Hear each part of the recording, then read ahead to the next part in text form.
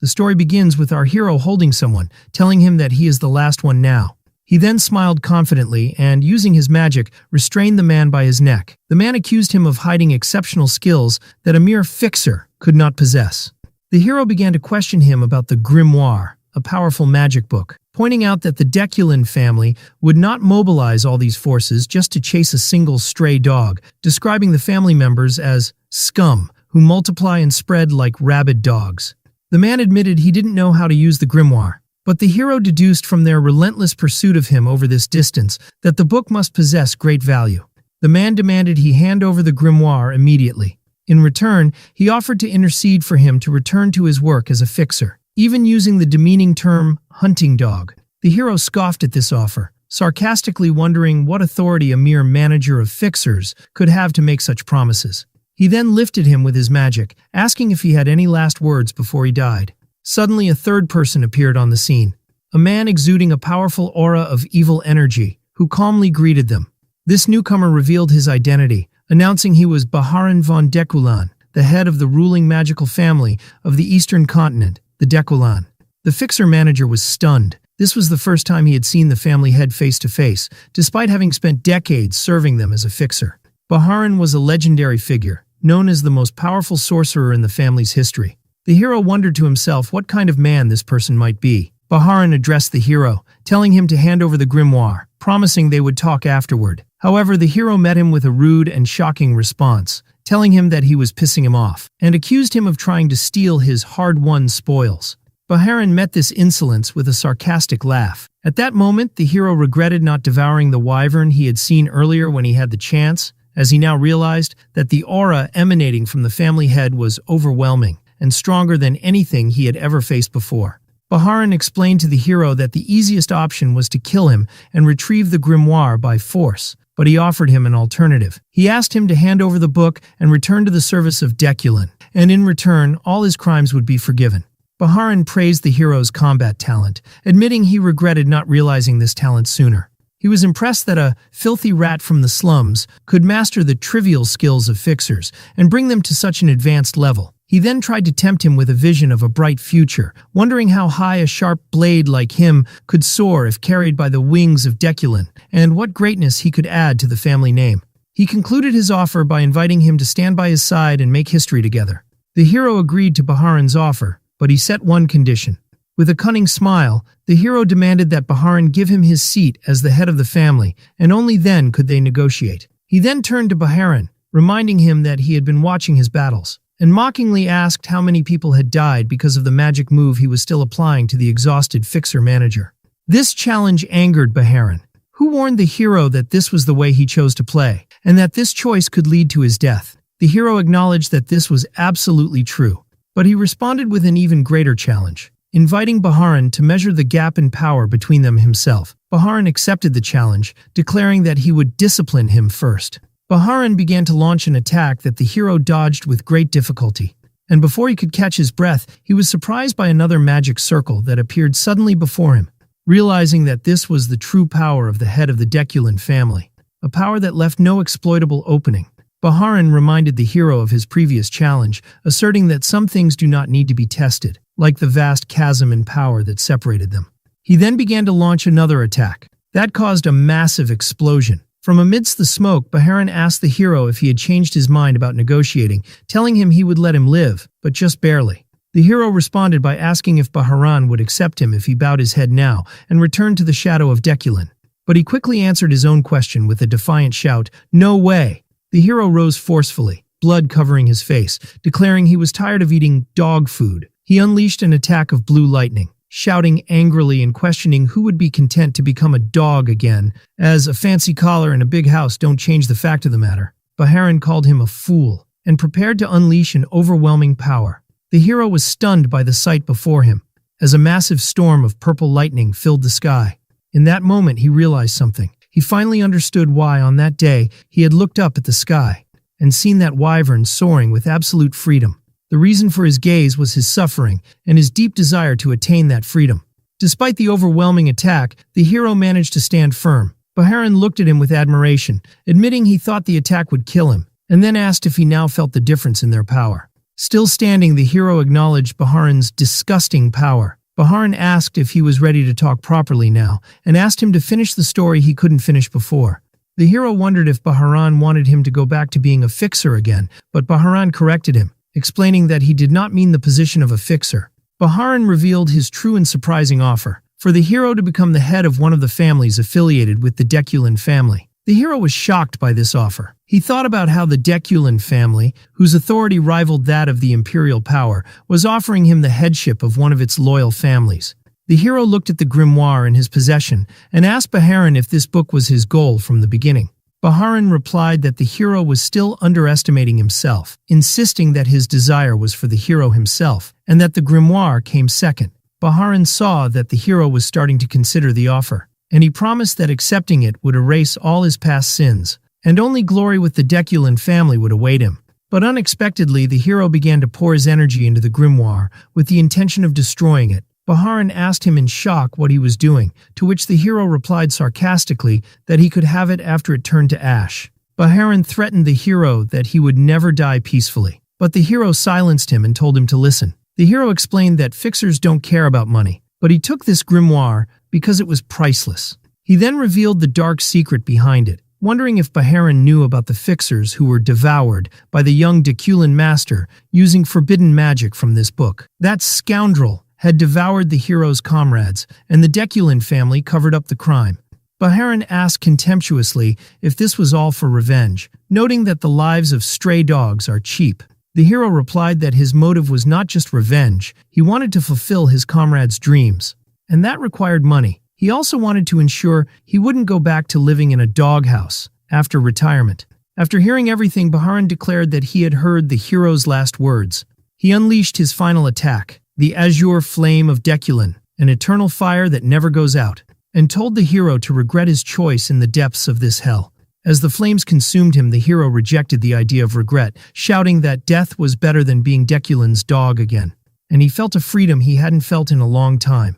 His last thoughts were that he regretted nothing, and that if he were to be reborn, he would seize his freedom and achieve his true revenge. He was then surprised by what happened. Everything froze as if time had stopped. The grimoire appeared and glowed brightly. Then something strange happened. The hero found himself in another place, wondering how he had survived after being on the verge of burning to death. He felt that something was not right, and the place looked familiar, as if he had returned to the past. Then he remembered he was in the black and white zone, the place where he had struggled to survive daily before becoming a fixer. He realized the incredible truth. He had gone back in time. He wondered what in the world was going on. As he found himself in his younger body, he was sure he had returned to the past, but he noticed that a certain mark was still on his body. Although he didn't understand how, he deduced that the grimoire had done something to cause this return. He remembered that the head of the Deculan family coming himself to take the book proved how important it was. The hero decided that this return to the past was a good thing in any case. He made sure it wasn't a dream. The events seemed too real, and the foul smell of sewage in the place confirmed to him that he was alive. He felt optimistic that this was an opportunity to achieve great success regardless of what he would do. But he wondered what achieving great success meant. He remembered that he once had a dream his comrades also shared, and it was the same reason that pushed him to decide to retire. He began to recall a conversation he had with one of his comrades named Aster. In that memory, Aster told him that they were just homeless people in the black and white zone, lacking clothes, food, and education, and asked him which of these was the worst for him. The hero answered that the lack of food was the worst, but Aster corrected him.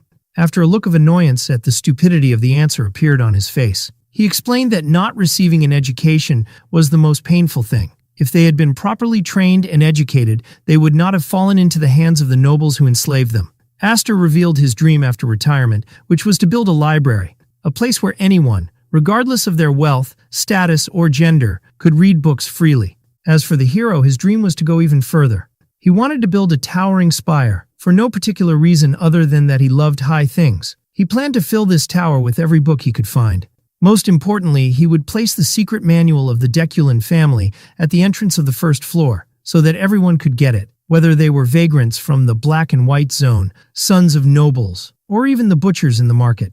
Just imagining seeing those techniques, which the Deculan family considered more precious than their lives, being available to everyone made him feel ecstatic. He admitted that the problem was how to obtain those techniques, but he decided to leave that for his future self to worry about. His ultimate goal was to spread the secrets of Deculin as widely as possible, which would lead to their complete collapse. Suddenly his dreams were interrupted by a powerful kick to his face.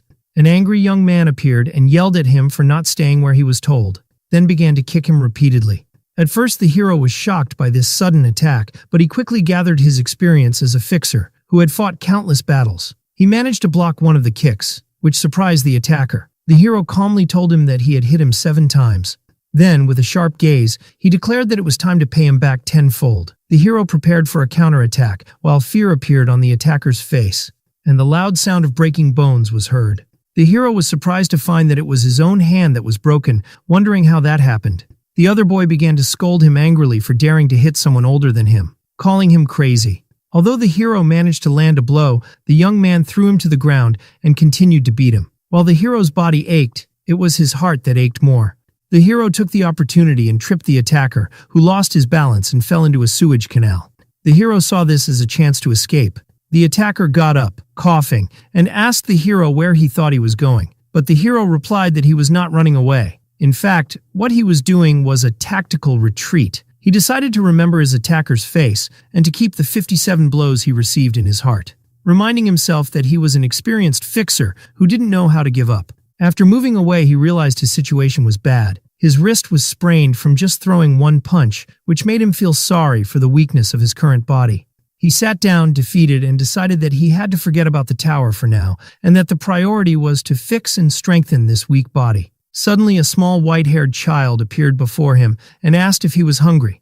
The hero asked if he knew him, and the child replied that he didn't. The hero analyzed the child's clothes. Although they were worn out, they were originally expensive, so he concluded that he was most likely the son of a noble who had lost in a power struggle and fled here. He saw him as a ticking time bomb to be avoided. The child introduced himself, saying his name was Damien and his mother's name was Bianca.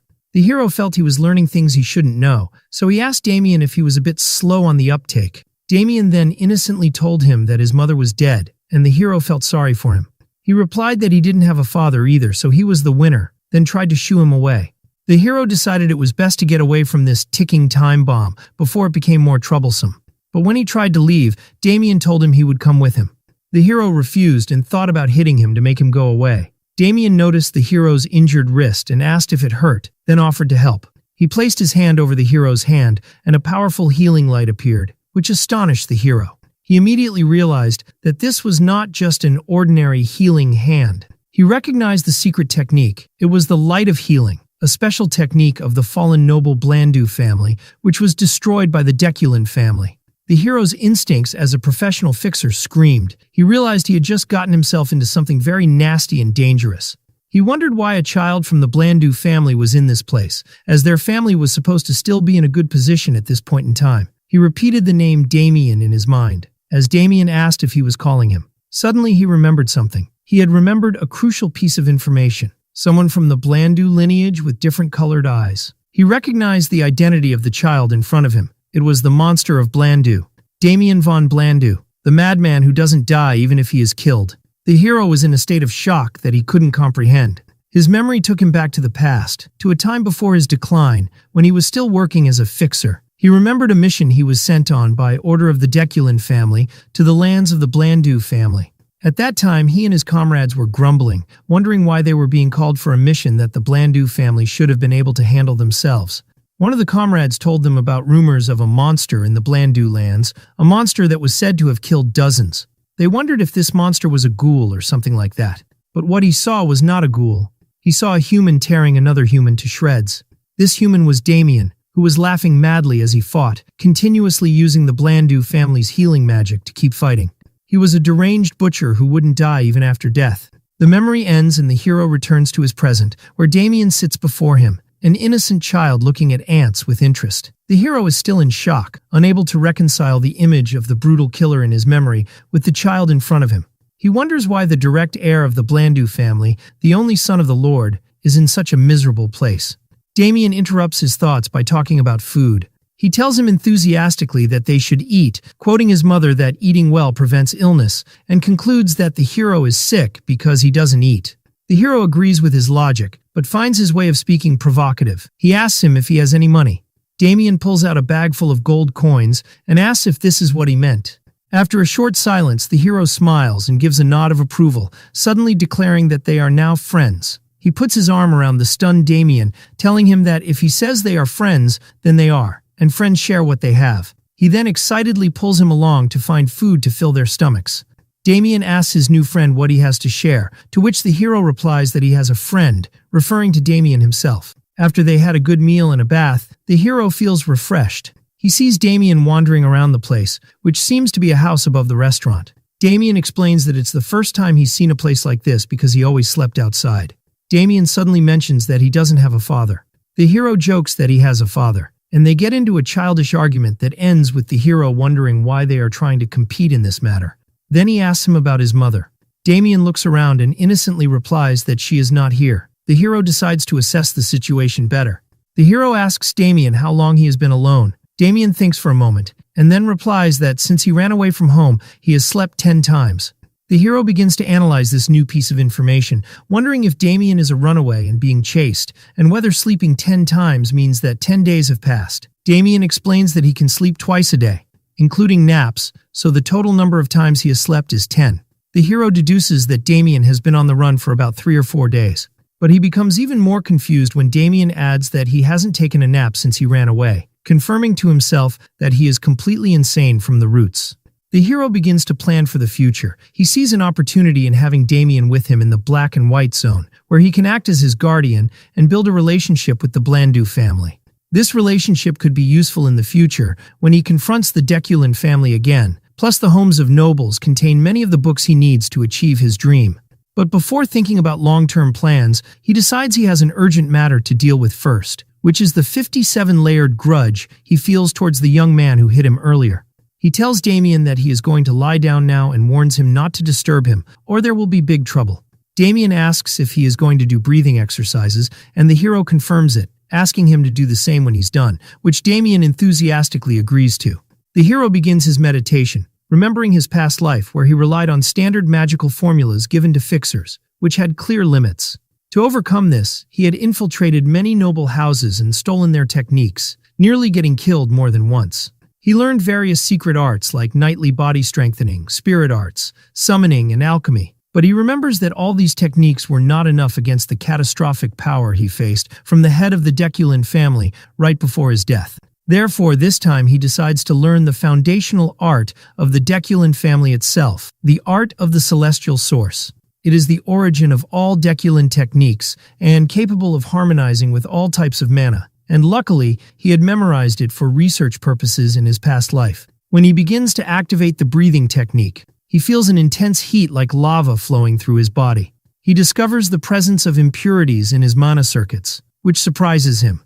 To get rid of them, he resorts to a mysterious and secret power known as the mana shower, a technique used only by elite mages from noble families to purify their direct lineage. After the process is finished, he wakes up and wonders how much time has passed. More importantly, he finds that his mana circuits are now clean and his mana has been purified, perhaps to a higher level of purity than even in his past life. Despite this significant improvement, he realizes that defeating Deculin still seems like an impossible task, even if he were born 100 times. However, his chances have improved, and as a man who never gives up, even against near-impossible odds. The next day, Damien wakes up from his sleep to find that his hair has turned brown, which surprises him.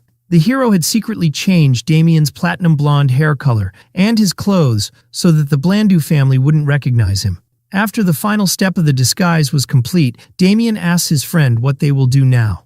The hero announces that they are going to crack some heads. As the young man who had previously hit the hero was walking after a nap, he was surprised to see the hero again, but this time he was clean and accompanied by another child. He angrily asked him where he had been wandering and about his clean appearance, then noticed his companion Damien, who, from his clothes, seemed to have money. Suddenly, the hero delivered a powerful punch that knocked him to the ground. He then calmly told him that just remembering his face was enough, and announced that his score with him would start at 123 hits. 2 young men in the area heard a commotion and went to check it out, and a large group of youths gathered. Everyone was surprised to see the youngest and what he was doing. The hero smiled slyly. All the faces were familiar to him, and he decided to see how far he could go this time. A violent brawl began, and he beat them down one by one.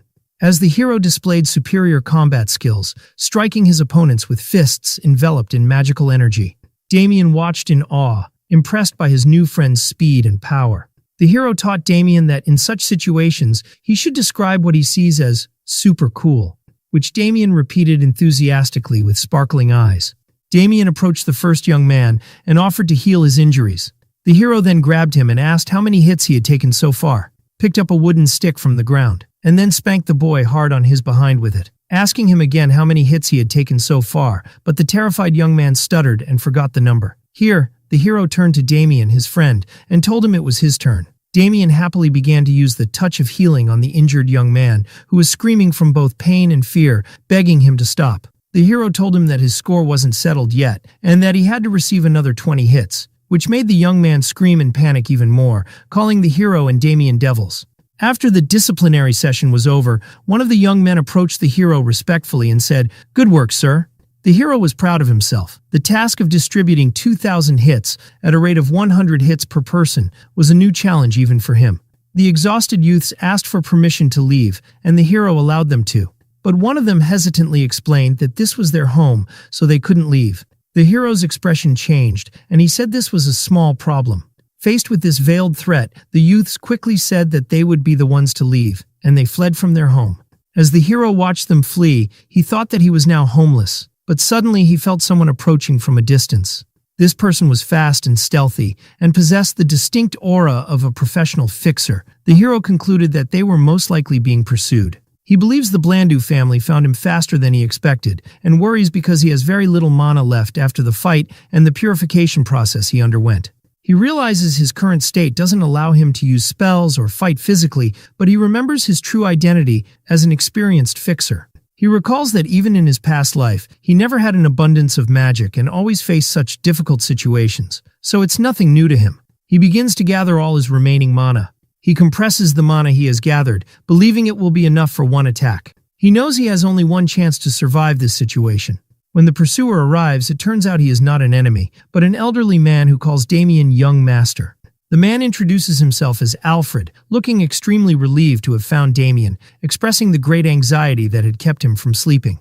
Damien flatly refuses to go back, screaming that he will never return and that Alfred must kill him first, while the butler tries to calm him down and persuade him to return. The hero realizes that Damien's escape from his family was nothing more than a little boy running away from home. Alfred, the butler of the Blandu family, apologizes to the hero for the scene and formally introduces himself. The hero responds by introducing himself as Aster. Alfred notices that young Master Damien seems very fond of Aster and invites him to accompany them to the Blandu family home.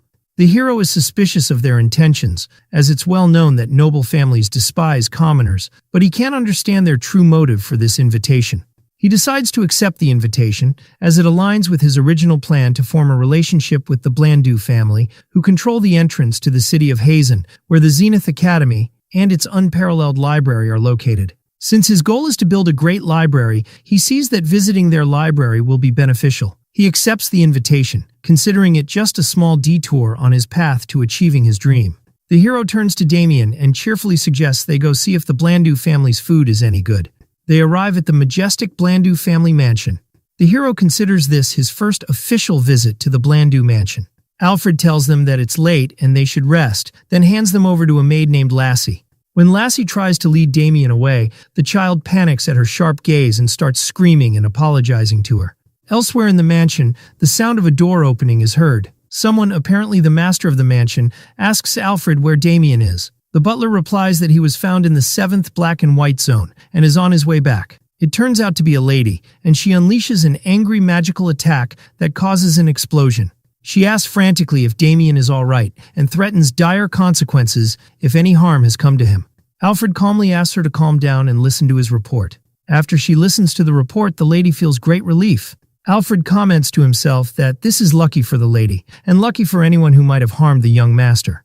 He remembers that this lady was once known by the title Blood Witch. He thinks that given her fierce nature, especially when it comes to her son, it's fortunate the situation ended this way. The lady thanks him for his hard work. Alfred tells her he was just doing his duty, but adds that there is something unusual about the matter, which piques her curiosity. Alfred talks about the new friend Damien has made, who is named Aster. He tells the lady that Aster had sensed his presence and prepared countermeasures even before he appeared before him. He adds that when they met, Aster was holding a mana bullet, a form of compressed magic ready for an attack. The lady is impressed by this, describing Aster's talent as remarkable for a boy from the black and white zone. Based on this talent, Alfred asks the lady to grant him a favor. In a later scene, Alfred stands before the hero and makes him a surprising offer to become his successor. Alfred seems confident that the hero will not refuse.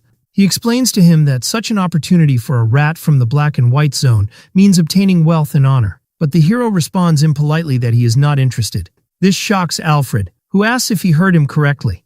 Damien interrupts the scene by asking the meaning of the word his friend muttered. The hero politely declines the offer, expressing his deep gratitude for being considered as the butler's successor, but he prefers things to stay as they are now. Alfred interprets this refusal as arrogance, believing that the hero, being a talented orphan who mastered magic on his own, sees himself as a great person. He then begins to lecture the hero, saying that he understands him because he too was born into an ordinary family and was arrogant in his youth before realizing the world was vast.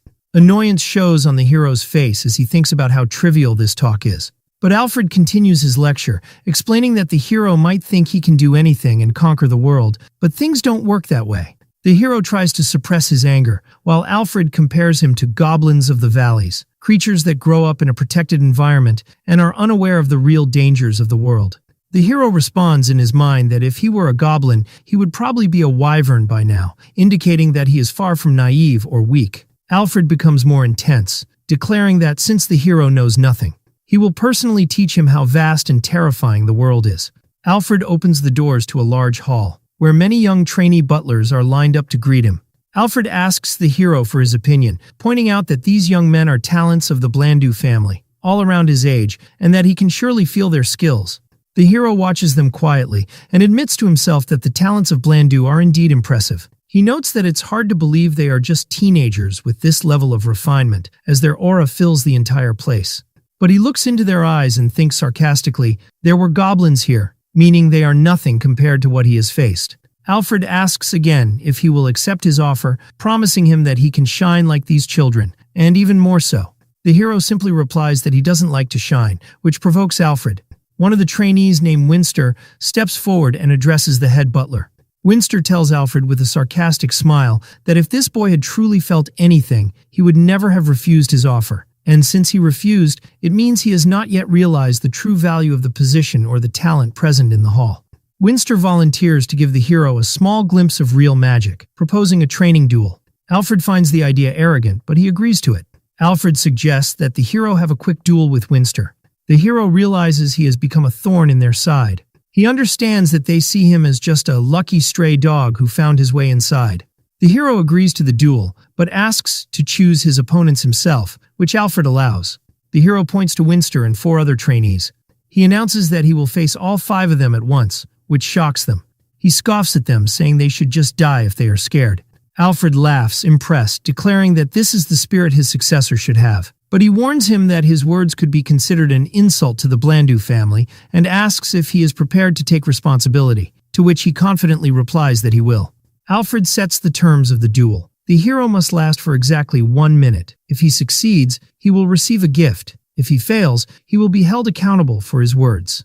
The hero realizes that being held accountable means being forced to become the next head butler and sees it as an attempt by Alfred to bind him, but he agrees to the terms. As they prepare for the duel, one of the trainers expresses his concern to Alfred that the duel might be too dangerous. Alfred replies that this danger is what makes it worthwhile, as he believes that breaking the boy's stubbornness is the only way for him to grow. The trainer of the 5 trainees is worried. He fears that injuring the young master's guest could lead to the end of his career. Meanwhile, Damien was watching the scene with the maid, Lassie. The trainer approaches him and begs him to stop the head butler, warning him that his friend is in grave danger. But Damien shows great excitement, which terrifies the trainer even more. Lassie intervenes and tells Damien that if he interferes, his mother will scold him, so Damien suppresses his anger. Alfred orders the hesitant trainer to begin the duel. The trainer thinks to himself that he did his best to object but must obey orders. Lassie tells Damien she will be back soon and asks him not to interfere. Damien smiles and tells her he understood.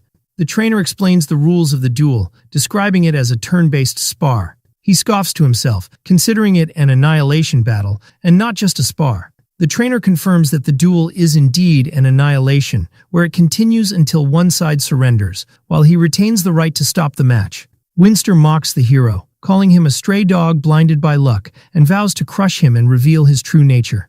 The trainer shouts, announcing the start of the duel, and one of the opponents rushes to attack the hero. As soon as the duel begins, the hero launches his attack on Winster, landing a powerful and direct blow to his chest, leaving him in a state of shock and pain. Winster screams, not believing what happened. Meanwhile, the hero announces that it seems he will be the one giving the lessons now, holding a mana bullet in his hand and declaring that the first lesson is that the smallest peppers are the hottest. Winster recognized the technique as just a basic manipulation of mana, an ineffective technique in combat. The hero presents his second lesson, which is not to judge people hastily, then unleashes the mana bullet. The bullet explodes with immense force, sending the 5 trainees flying into the air. The hero adds that the world is wide and bitter as he delivers a direct punch to Winster. He offers the defeated trainees to teach them these lessons and tells them to study them well. Winster shouts at him, calling him a madman, claiming that what he is using is not magic. The hero uses what is known as somatic magic, a style that integrates mana with hand-to-hand combat to take down his opponents. The trainer watches the scene in complete shock at the power he is witnessing, while Alfred watches the hero crush his opponents. Alfred analyzes the hero's technique, realizing that the mana bullet he used was compressed at least 3 or 4 times. He imagines that if he had taken a direct hit from that bullet when they first met, it would have been dangerous. He admires the hero's innate control over mana. He thinks that the way the hero defeated his opponents was terrifying. Suddenly, Alfred senses the presence of Lady Bianca and is stunned. Lady Bianca arrives with Lassie, bringing hope to the trainer who believes she has come to save them. The lady asks what happened, and Alfred hesitantly replies that they were conducting a simple test. The lady looks at the chaotic state and the injured trainees on the floor and asks sarcastically if this is what he calls a test. She orders Alfred to gather the trainees and remove them from the place for now. Then she asks Damien to return to his room. She also asks the hero to return to his room, and he thinks to himself, what a shame. The lady summons the trainer, Renbet, and fires him with a single word. She turns to Alfred, telling him that she understands his intentions, but he went too far this time. Alfred apologizes, admits he lost his temper, and is ready to accept any punishment. The lady changes the subject and asks for the details of what exactly happened in the duel, wondering if Damien had helped him. Alfred denies it, explaining that the hero was simply incredibly good at hitting. Alfred apologizes for his distraction and clarifies that the mana bullet he mentioned earlier was used again by the hero in this duel. But this time, he had compressed it an additional 3 or 4 times. The lady deduces that this means the hero's control over mana is excellent, and admits she was very shocked, even though she didn't show it. She wonders in amazement if he had defeated 5 trainees with just 1 mana bullet, and Alfred confirms that he defeated them alone, noting that even highly trained mages find it difficult to manipulate raw mana, instead of using spells. Lady Bianca asks Alfred about the offer he made to the boy, and he tells her that he flatly refused it. This refusal piques the lady's interest, and she decides she needs to reevaluate Aster, ordering him to be brought to her. The hero is summoned to meet Lady Bianca, who welcomes him and invites him to sit, while Damien sits beside her with his mouth full of food. The hero confirms that he heard she had summoned him, and the lady agrees but tells him there is another matter first. She presents him with a box, explaining that she heard Alfred had promised him a gift. The hero remembers Alfred's promise of a gift if he lasted for a minute, but he didn't expect the lady herself to prepare it so quickly. She asks him to open the box. The hero discovers that inside the box is a high-quality elixir, a precious item that is not even given in the Blandu family, except to recruits accepted into the top 5 magical squads. The hero is suspicious, knowing that such valuable gifts always come with hidden conditions. Lady Bianca reassures him, explaining that the elixir is a reward for helping Damien in the black and white zone, and it is also an apology for the duel incident. The hero asks her directly if drinking this elixir will bind him to the Blandu family, which she firmly denies. He then asks her if it is poisoned, and she assures him it is not. He asks for a final confirmation that there are absolutely no conditions, and the lady confirms it, telling him to take it without worry. The hero thanks her and accepts the gift. The hero considers the elixir an unexpected gain, but the lady tells him she has another proposal for him, and he thinks to himself, I knew it. The lady offers him a scholarship to attend the academy with Damien. She explains that Damien was supposed to start his studies last year, but he strongly opposed it, which led them to postpone it. and she never imagined he would run away from home to avoid going to the academy. The lady explains that she is asking for his help because Damien admires him, which Damien happily confirms, saying he would be happy to go if his friend was with him. The hero realizes that Lady Bianca is in a bind. Forcing Damien to go might push him to run away again, but she has no other way to change his mind. The hero sees this offer as a good opportunity. Attending the academy is great, and school connections are very valuable in a world that relies on family and regional ties. Although the offer is very good, he feels he is being drawn into the affairs of the Blandu family. He tells her he will think about it for now, and she agrees and asks him to inform her of his decision. Before he leaves, she asks him why he refused Alfred's offer to become his successor. The hero replies with a mysterious smile, "My knees are too precious to me," leaving the lady puzzled. Elsewhere, when Alfred hears this response, he is shocked and amazed by the boy's audacity. After obtaining the elixir, Aster sat contemplating as he absorbed its energy, surprised by the immense increase in his mana despite having absorbed only 10% of the elixir. He wondered to himself if the reason for this effective absorption was the change that had occurred in his physical structure, turning it into the mark of fire. He noted that the absorption process was perfect. Unlike the usual process of absorbing an elixir, there was no energy loss or any lingering impurities, which made its effect stronger than he had anticipated. His thoughts then shifted to the offer he had received to join the academy. After deep consideration, he felt that his decision had already been made. He realized that there were many advantages to enrolling in the academy, the most important being that it would make it easier for him to find a sponsor to support him. However, despite these positives, he had a strong feeling that he was walking straight into a trap set for him. He decided to go for a walk to clear his thoughts. As he was about to leave, he was stopped by a young man with platinum hair who was waiting for him, and asked him directly if he was the person named Aster. Aster observed the young man's features and deduced from his platinum hair, which only Damien had in the direct family line, that the young man must be a relative from a side branch. Aster felt annoyed by the amount of trouble in this house and flatly denied having any connection to that name, which surprised the young man. The young man continued his sarcastic remarks, commenting on Aster's dull dark gray hair and his uncomfortable gaze, then added mockingly that all these traits resembled him perfectly, which angered Aster. Aster calmly replied that hair color can vary greatly depending on the lighting. He then put on a feigned innocent expression and asked the young man how these eyes could possibly be uncomfortable in any way. The young man was taken aback by his reaction, backed down, admitting that Aster's eyes did indeed look kind, and apologized for the misunderstanding before turning to leave. At that moment, Alfred, the head butler, rushed towards Aster and grabbed him, begging him to forgive the misunderstanding and telling him that he couldn't sleep all night because he hadn't been able to speak with him and clarify the matter. Alfred was thinking to himself resentfully that he shouldn't have to kneel like this just because he was the head butler, and that the whole thing was just a misunderstanding. The platinum-haired young man turned around again, having realized the truth, and shouted that he was right all along, and that the look in Aster's eyes, resembling that of a dead goblin, was not common. Aster calmly confirmed his identity. The young man became enraged, pointing his finger at him and accusing him of lying and acting with such insolence. The young man muttered a threat to kill him, but a sharp, silent glare from Alfred was enough to silence him. The young man retracted his threat and told Aster he would overlook it for now. However, he demanded that Aster come to the magic hall later so he could correct his bad behavior, to which Aster nonchalantly agreed. After the young man left, muttering threats, Alfred asked Aster if anything was wrong. Aster replied with a smile that there was nothing to worry about, thinking to himself that this situation came at the perfect time, because he wasn't in a good mood anyway. Then Aster turned to Alfred and called him by his official title, head butler, and asked if he could see the lady of the palace now. Lady Bianca welcomed Aster into her office, noting that he had requested a meeting very early in the morning and wondered if he had already finished considering her offer.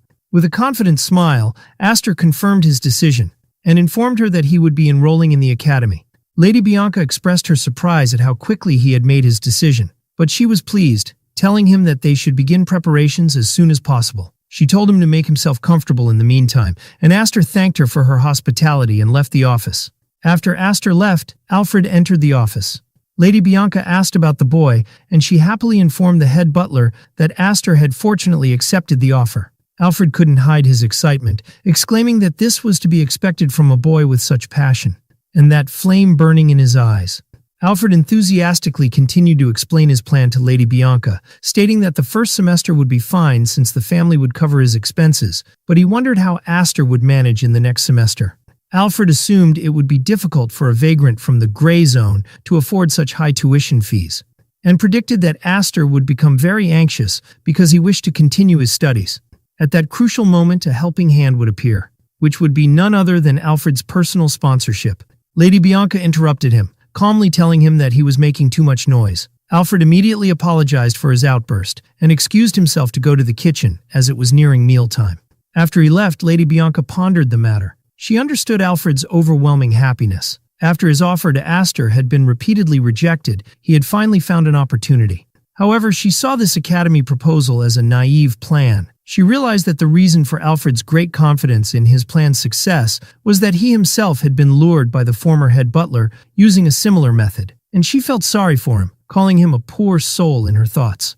Meanwhile, Aster was walking, on his way to the magic hall, the place where that boy from the side branch, as he called him in his mind, was.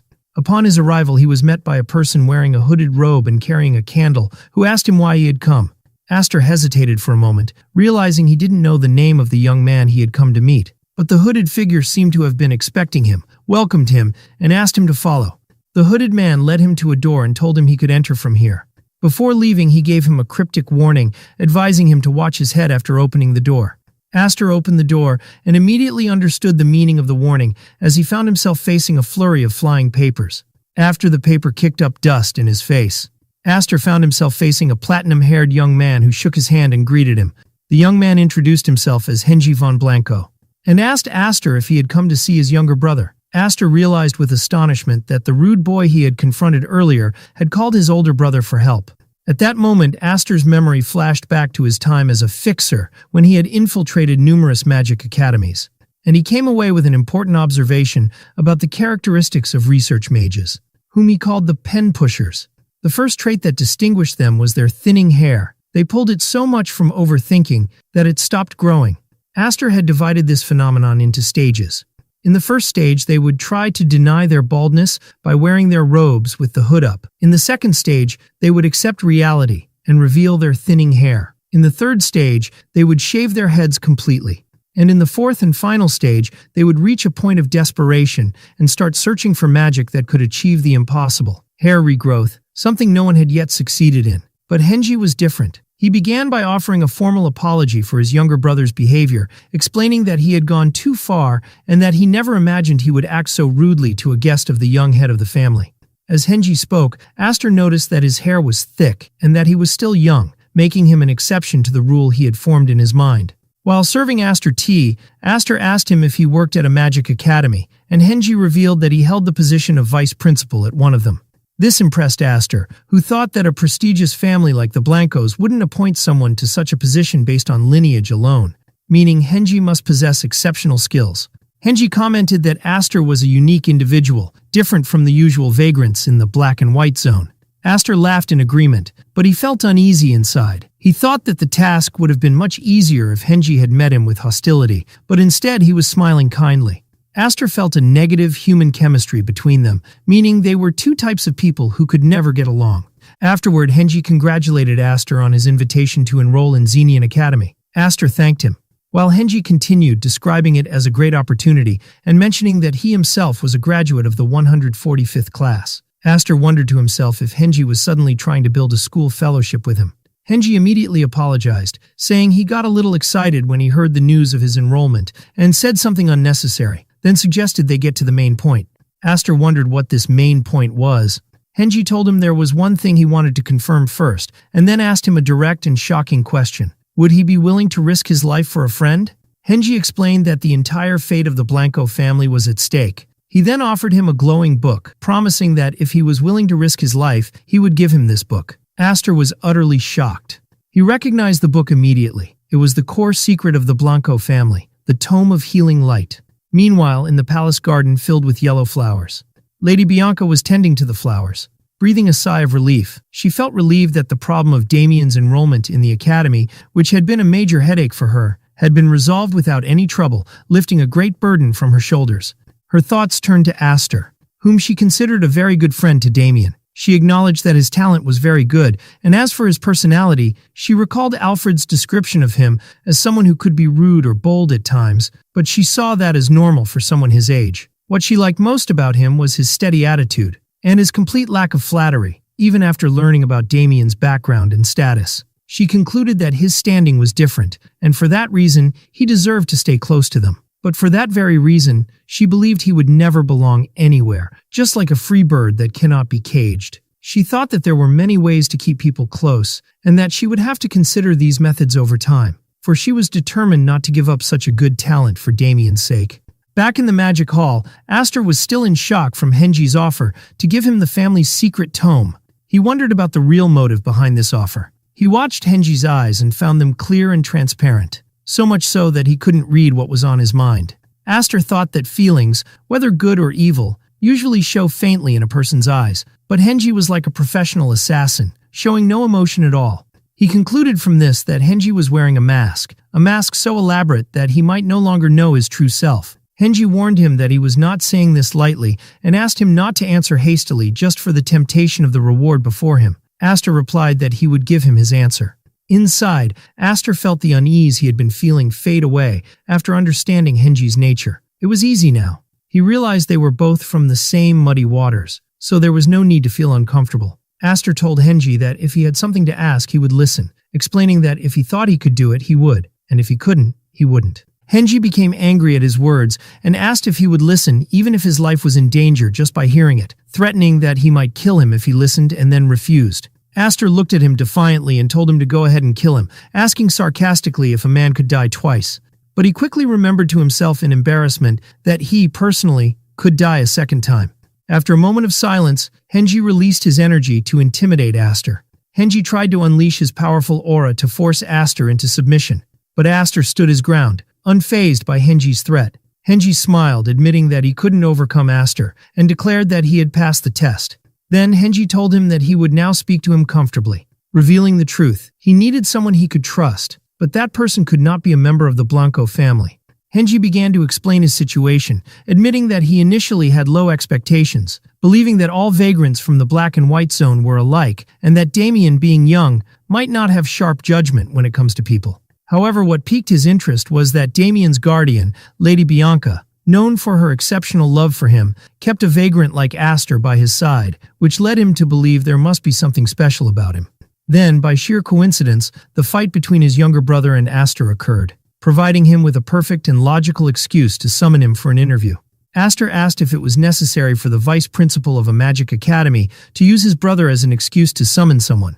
Henji confirmed that Aster's suspicions were correct, explaining that the situation was difficult and prevented him from taking the first step himself. He quickly denied that it was a power struggle within the family, insisting that the Blanco family was very cohesive. Then he revealed the real reason. He was under surveillance by the Deculin family. When Aster asked him why, Henji decided to be completely honest, especially since Aster had previously shown indifference to death, but he reassured him that he had no intention of killing him. Henji revealed the shocking truth. He was currently researching the Deculin family's celestial source technique, and it seemed they had discovered his activities. He added that he had managed to obtain this technique, a secret known only to the Deculin lineage, through an unexpected route.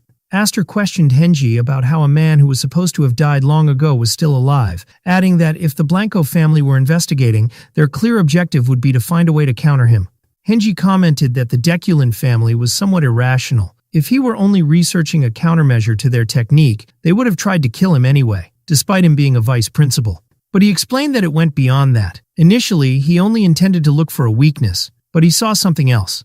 He found in the celestial source technique, which is the origin of all the Deculin family's secrets, a way to improve and develop this perfect secret itself, and he couldn't stop this research. He expressed his confidence that Aster, as someone interested in magic, would understand his feelings. Aster was stunned, realizing to himself that Henji wasn't just a little crazy, but absolutely and completely insane. How dare he conduct such research within his family's territory? Suddenly, Aster connected this revelation with events from his past life. The timing matched perfectly. The real reason the Deculin family secretly crushed the Blanco family was Henji's research into the new celestial source technique. That's why Baran risked the Deculin family's survival to eliminate the Blancos, because he saw from the beginning the immense potential in this enhanced technique, and this was the secret to his overwhelming power in their final battle. Henji noticed Aster's silence and asked if he regretted listening, admitting that the scale of the matter might be a bit overwhelming. Aster ignored that and returned to the original question. Why did Henji specifically seek him out? Henji explained that he had not yet informed his family of his research. He felt that the Dekulin family had planted a spy somewhere among them, but he couldn't identify who it was. Aster deduced that if the path through which Henji obtained the technique was traced, it was likely that the Dekulins had deliberately leaked a patch solution or an incomplete version of the countermeasure. Henji confirmed this with a laugh, adding that the moment he realized they were tracking him, he himself released a part of that incomplete formula to deceive them, because he didn't want to die either. Aster wondered why he didn't simply join the Dekulin family's side, as they would most likely welcome him. Henji replied vaguely that he had his personal reasons for not doing so. Henji explained to Aster that since he wasn't tied to his family, he needed him to do something behind their backs. He revealed that this research was in fact a collaborative effort, but his own part had reached a dead end. He asked him to take his thesis to Professor Baron at Xenian Academy, and promised that he would ensure he was well compensated. In return, he would grant him the Spell of Healing Light. Aster saw this offer as an invaluable opportunity, and decided to accept it. But he wanted to raise the stakes, so he proposed to take the Spell of Healing Light now as collateral, and when the new Celestial Source technique was completed later, he would take that as well. He justified this by saying it would make them true partners in the same boat, an all-or-nothing deal. Henji described him as truly audacious, but noted that his logic was simple. He wouldn't accept the job if the terms didn't suit him. After a moment of thought, Henji agreed to Aster's request. He said the name of the technique didn't matter, and since Aster hadn't learned the original technique, the new version wouldn't be useful to him right now anyway, but he promised to give it to him upon completion. However, Henji also set a condition of his own. He told Aster that until this thesis was fully completed, he might need his help again, and expressed his hope that Aster would support him then. Since they were in the same boat, it wasn't a big request. Aster agreed immediately, confirming that he would help as long as it concerned the thesis. As he was taking the papers, he jokingly added that he couldn't read. After Henji froze for a moment, Aster admitted he was kidding, prompting Henji to mutter in annoyance that Aster was rude and boring. Afterward, Aster asked about Professor Baron and whether he could be trusted. Henji laughed and told him that he and Baron had always competed for first and second place since their academy days, even when they became assistant professors. He added with a sigh that this rivalry ended as soon as he returned to the Blanco family. But he was always one step ahead of him. Aster thought to himself what a miserable world it was, for there was another madman like Henji at the academy. Later, in Aster's room, Damien was wondering why Aster was packing all these things into his subspace pouch, reminding him that he was told not to get caught. Aster noticed a letter sealed with red wax on top of a pile of books. He opened it to find it addressed to him, "To my dear Aster." Aster scoffed at the word dear. The letter was from Henji, telling him that these were the magical texts he must learn for his future, and that he had written the learning order at the bottom for him to follow diligently and acquire the intellect befitting his status. And he had signed it, "From your friend, Henji von Blanco." Aster looked at the piles of books and the detailed letter, admitting it was a truly wonderful gift. He realized that Henji was a true genius for his ability to organize a graded learning path from basic to advanced magic, but at the same time, he was also a madman. He smiled, commenting, "Not bad," then sat down and began to write something. He had started a book sponsors list for his future tower, and the first name on it was Henji von Blanco. He counted the books he had received, which numbered around 132, excluding the healing spell and the new technique's thesis. He thought that making the Spell of Healing Light available to the public in his tower was another matter, one he would discuss with Damien later. Aster remembered the image of Damien happily hugging a cat and calling him my friend, and Aster smiled to himself, considering it a privilege of friendship. His thoughts then returned to the 132 books Henji had given him. He realized they were not just scattered books, but a complete category of knowledge. With this collection, anyone wishing to learn magic could build a solid foundation for themselves. His perspective had changed. Previously, he had only thought about hoarding books in his tower. But now he realized that these books would become the true identity of the tower, a place that bestows knowledge upon all who seek it. Elsewhere, Henji was thinking about his meeting with Aster, considering it an unexpected gain. His initial plan was to hand over the thesis if Aster was useful, and to get rid of him if he wasn't. But now he found Aster to be an interesting person. Henji remembered Aster's bold response to his death threat, and how it wasn't just bravado. His eyes truly showed that he was indifferent to death. This made him different from the other pigs, as he called them in his mind, and he actually found it amusing. Henji felt that Aster was hiding a lot, which made things more exciting for him. He had finally found someone who stood in the same place and looked in the same direction, and what's more, who desired his results, a new feeling he had never experienced before. He wondered for a moment if Aster truly couldn't read, but he quickly dismissed the idea as impossible. When it was time to leave for the academy, the maid informed Aster that he would have to fill out some simple forms upon arrival, adding that both young Master Damien and Aster were exempt from the entrance exams. She informed them that they would now be official students of the academy. The lady commented that the new uniform suited Aster. He thanked her, and then they set off. Aster thought that prestigious families always receive special admission, and that this deal wasn't bad for him either. At the carriage, Damien and Lady Bianca were waiting for them. Damien called out to Aster excitedly, and urged him to hurry. Before he left, Lady Bianca spoke to Aster, asking him to take care of himself and expressing her hope that he would achieve what he wanted because this was a great opportunity. Aster thanked her and smiled. As the carriage made its way, Aster repeated Lady Bianca's words in his mind. What I want. He resolved to himself that he would of course get it. He thought of Xenion, the greatest academy on the eastern continent, where countless sponsors awaited him, and he intended to acquire them all. With a confident smile, he looked forward to his new destination, thinking, just you wait, colleagues, here I come. During his journey in the carriage, Aster immersed himself in reading the books Henji had given him, and he truly realized that Henji was a remarkable magical researcher. He thought that the basic principles of magic are simple, but their interpretations can vary endlessly. He took water as an example. For some, it is the water of life, and for others it is a catastrophic flood. It was just a matter of perspective. He realized that every great family had developed its unique path in magic, based on its own viewpoint of the same principle. After finishing all the magical texts in his pouch, Aster came to an important realization. He discovered that the curriculum prepared by Henji was directly linked to the celestial principles of the Deculan family. His thoughts were interrupted by Damien's enthusiastic voice calling him my friend and telling him to look, announcing that they had finally arrived. Aster looked out the window to see the imposing building of Xenion Academy before him.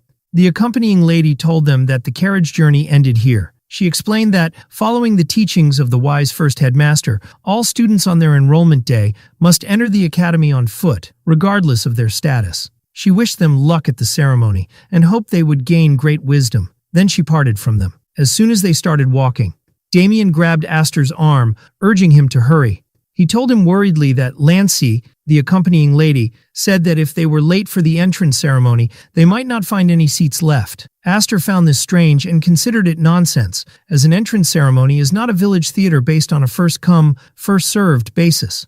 But he then realized that Lancy probably said that as bait to keep Damien from slacking off, so he decided to let it go this time. When they entered the large hall, they found it crowded with students.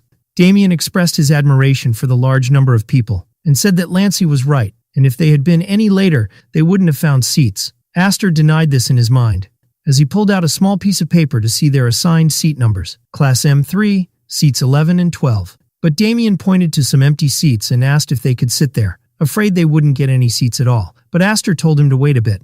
Then Aster wondered in surprise, is this the same person who didn't even want to come to the academy? And why is he so excited now? As Damien was heading to sit down, he accidentally bumped into another student with long gray hair who looked extremely annoyed. The large man asked Damien angrily, "What's the matter?" Aster rushed to help Damien up and asked if he was okay. Damien cheerfully replied from the floor that he was perfectly fine and wasn't hurt. He then apologized to the student he had bumped into, saying that he wasn't looking where he was going properly. As Aster and Damien were about to leave, the gray-haired student stopped them with a sharp voice. He turned angrily and asked Damien what had gotten on his clothes. "Saliva," Aster replied calmly. From the man's aura, Aster deduced that he must be from a noble family, and he figured that in such a situation, Damien would take the initiative to apologize and try to clean the man's clothes himself. Indeed, Damien began wiping the man's clothes, apologizing and enthusiastically shouting that he would clean them and make them shine brighter than before, which only angered the man more. Aster realized a fight was now inevitable. The man lost his temper and threw a punch at Damien, yelling at him to get out of his sight, "You fool." But before he could do anything else, Aster intervened and grabbed his fist tightly. Aster told his classmate that he thought he was making a mistake, and suggested he stop right there. The noble student angrily asked him who he was. Aster stood up for Damien and announced clearly that he was his friend. The student commented sarcastically that he saw a loyal friend in him, noting that few would take a beating for a friend, but he warned him that he would regret his choice this day. Aster sighed, thinking that his plan to make friends with his classmates on the first day had failed. He cracked his knuckles and decided to forget about friendship for now. It seemed his opponent preferred to settle things with his fists rather than words. The commotion attracted the attention of other students who gathered around, wondering what was happening. Someone recognized the larger young man and said he looked like he was from the Dolanvi family lineage, but they didn't recognize the others.